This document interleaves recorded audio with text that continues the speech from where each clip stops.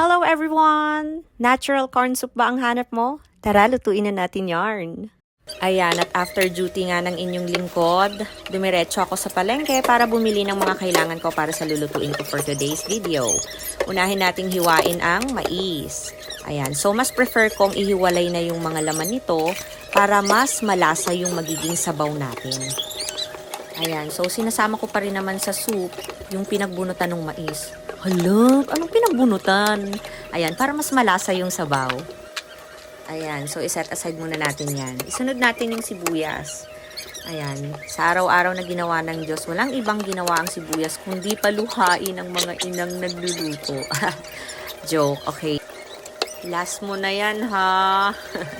Okay, next na natin yung dahon ng sili. Hugasan muna natin yan, tsaka natin himay-himayin. Ayan, so actually ganito yung style ko. Sa tubig nilagay ko na agad yung mais, sibuyas, at lalagyan natin yan ng konting asin. Para magkaroon siya ng konting lasa at swak na swak sa panlasa ng bagets. At lagyan na natin ng sili at hintayin natin kumulo ng ilang minuto. Ayan na nga at kumulo ng ating corn soup. So next na nating ilalagay dyan yung dahon ng sili. Yan ang isa sa magpapasarap ng ating corn soup. Ang tawag nila dyan dito ay suwam. Siyempre, lalagyan natin yan ng tubig na may cornstarch para medyo lumapot yung soup. Ayan. Next naman, lagyan natin ng... Ayan, pasintabi po. Mukhang nagugutom na yung bagets. Nilagyan ko siya ng egg.